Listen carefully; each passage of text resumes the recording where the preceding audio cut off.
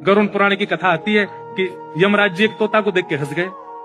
तो तोता बोला कोई और हंस जाए तो बात बनेगी, यमराज हंस रहा है। तोते के मित्र थे गरुड़ जी, भगवान के वाहन।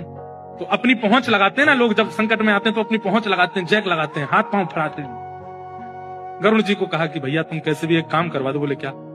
ये यमराज जी मुझे देख के हंस गए हैं, मुझे लग रहा है अब मेरे जीवन के दिन 4 बचे हैं।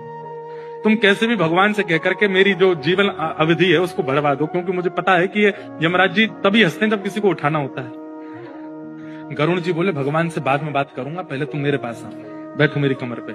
गरुड़ जी उड़ा करके उनको 7 समुद्र पार एक गुफा में ले गए और वहां भीतर ले जाकर के छोड़ दिया। बोले यहाँ रहो, यहाँ कोई नहीं आएगा, और ये 2-4-10 दिन यहीं बैठे रहना, सब ठीक हो जाएगा अपने आप। और मैं जाके भगवान, मैं यमराज जी से बात करता हूँ, भगवान को छोटे काम के लिए क्यों बोलना, मेरी पहुंच तो सब जगह है। मैं भी रसातल में जाके यमराज जी से कहता हूँ तुझको नहीं लेके जाएंगे, ठीक है?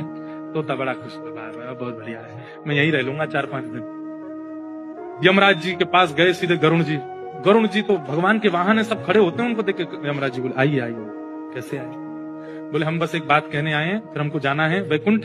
हमारा एक मित्र है तोता, वहां का, उसका ये नाम है। बोले अच्छा, तुम उसको देख के हंस गए थे परसों, क्यों हंसे थे? कोई योजना बन रही हो तो मत बनाना।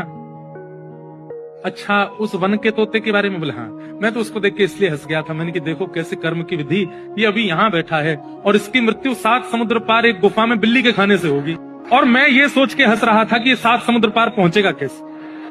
तभी यमराज जी बोले देखो देखो आ गया।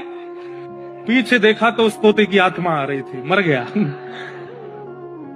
गरुड़ जी बोले मैं ही छोड़ के आया था इसे।